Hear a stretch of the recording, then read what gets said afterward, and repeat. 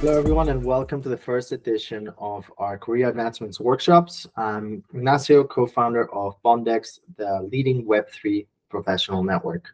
And welcome, everyone.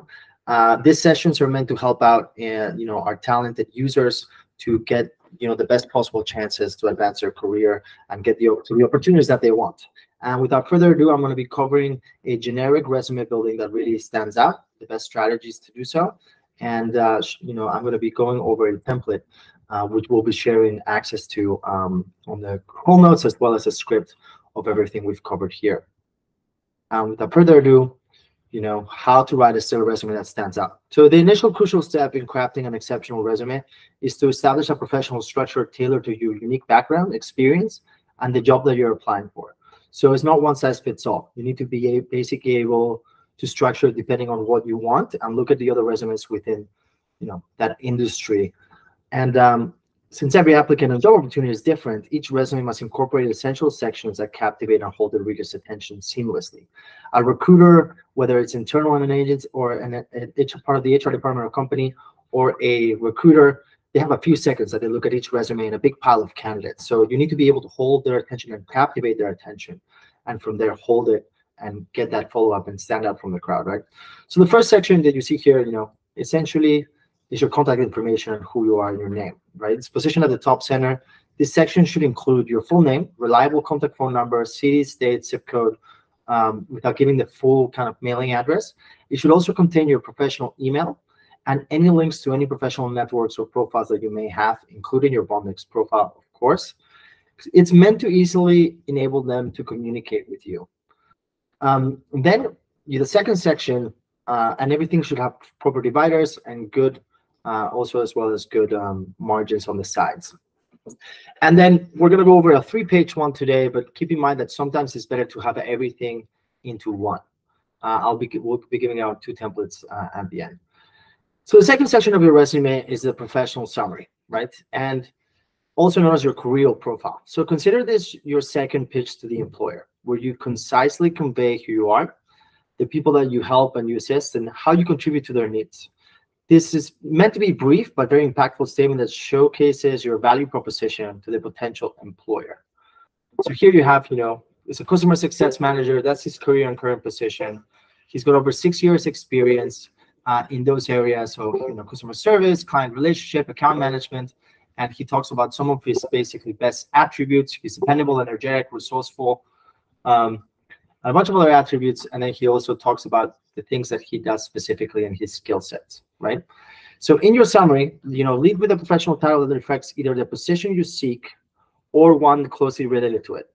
Follow this with 3 key skills that align with the company seeks in the ideal candidate as outlined in their job posting, for example. Next, in 2 or 4 sentences, illustrate how your professional background, expertise, and abilities offer the ideal solution the company requires. Emphasize how your experience addresses specific pain points within the organization, highlighting your specialty and expertise. And remember that the summary should focus solely on the company's needs, showcasing you as the perfect candidate they've been searching for, rather than outlining your personal career objectives. Consider adding a couple of optional sections to your summary for a more impactful resume. And then we go into the first careers highlight section here. So here you need to list your most significant achievements, including career projects, accomplishments, awards, recognition, and relevant training. These impressive highlights will undoubtedly excite your future employer and encourage them to engage with you further. You won't need a career highlight section if you're a recent graduate or just starting out in the workplace.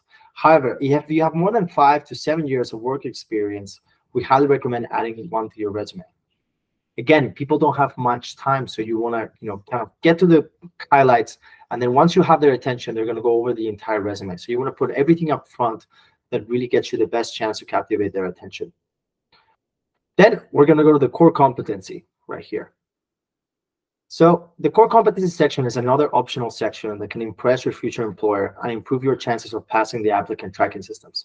This showcases your skills, expertise, and knowledge relevant to the job posting in particular that you're going after. It comprises a concise list of keywords and phrases learned from the job description. For instance, if applying for a project management role, your competency section might feature words like leadership, risk management, negotiation, scheduling, and critical thinking. Alternatively, aiming for a sales management position, this section should include terms such as strategic planning, collaboration, delegation, and traits like remaining calm under pressure and being a high achiever. Aim to keep your competency section limited to 2 to 3 lines, focusing on skills that directly align with the position that you're applying for. And guys, I recommend that you, for a job you really want, right, you make a bespoke resume like the one we're building today, having in mind a specific job description. But this is very labor intensive, and when you're doing job applications, you're going to submit a lot of resumes. So you need to also have a generic one, and I would have a long format and a small format 1-page resume, and different versions that you submit depending on which one it is. But I would not just have one size fits all. The more bespoke it is to a certain position, your higher chances, because they can tell these things pretty quickly that you put in a little bit of extra effort. And also, don't be applying to something that you're not a fit in at all. You need to line up your own kind of ambitions and your own experience with a career path that makes sense. Otherwise, you don't have a lot of chances. These are the most important sections of your resume, the ones that we've discovered. So now let's explore other essential sections to include on your resume. Most resumes typically have the work experience first after these optional sections. So then it's going to be followed by an education section, which we have here, as well as any other experience, volunteers, awards, honors, as well as any other language and skills or professional memberships. So these are the usual kind of sections. So on the other hand, if you're an experienced professional with an extensive work history, your work experience will likely dominate your resume. So keep that in mind. If you're more of a recent college graduate, your work section might be limited. So consider including an internship section instead. Additionally, you can enhance your resume by showcasing extracurricular activities and academic achievements. It all depends on what stage of your career you're in as well. Keep that in mind. Consider adding entirely new sections to your resume to draw extra attention to specific aspects. You can highlight volunteer experience like we've shown here, for example, which shows that you're also a person that cares about impact and has passions, outside of their career and education. I think giving a personal touch is very important, because when companies are looking for candidates and people to join their company, they also want someone that mixes this with their culture. And so your values, what you like, and your interests also play a role. So, you can highlight those volunteer experiences, accomplishments, awards, language proficiency, technical skills, and personal certifications as potential ideas for any of these sections. This approach allows you to showcase your strengths and standout qualities in a more focused manner. So you can create a resume easily, readable by applicant tracking systems, which are basically the software systems that company have, as well as real people. So you want to do keyword matching so that you can basically get through the first filters those have. So most employers use applicant tracking systems to filter out candidates who won't meet their specific criteria for the position. So to ensure your compatibility to them, keep the formatting simple. Avoid using tables, columns, text boxes, or graphics. Instead, opt for clear and consistent headings, like you see here, paragraphs, bullets, using bold when needed, or good section dividers. That's what you want to do. This approach enhances your chances of passing through the applicant tracking system while remaining accessible to human readers as well, which is also very important, of course. After the first round of filtering from the applicant tracking system, it will be a person who's looking at, your skills and your relevant experience versus the position that they're going for, whether they're the hiring manager or whether someone that internal HR is leading the position. So crucially, tailor your resume to maximize its impact. Customization should not be limited to your industry, but extended to every job you apply for. Begin with a resume tailored to your field of work or desired industry. For each job application, thoroughly analyze the job posting. Identify the prominent words and phrases used multiple times. Incorporate these relevant terms into your resume, ensuring alignment with the company's requirements. Customizing the professional summary is a simple yet effective way to tailor your resume. The professional title and 3 key skills directly relevant to the job you're applying to will garner the attention of the hiring officials. It communicates that you are the perfect fit for the role, increasing your chances of making a strong impression and signaling them to keep reading.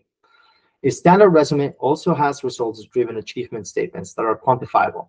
Instead of merely listing tasks and duties you've performed, create results-driven achievement statements that are quantifiable.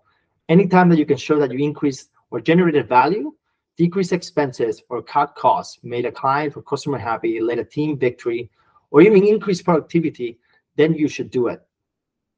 So what's the action, task, and result? Our last step: ensure your resume is consistently updated and relevant throughout your job search. Demonstrated relevance and adaptability is crucial in today's job market. If you face resume gaps due to a layoff or company hardship, there's no need to feel ashamed. Unemployment and even firings are more acceptable now than they were ever in the past. Employers are more forgiving and understanding of such situations, so you're better to lead with honesty and vulnerability.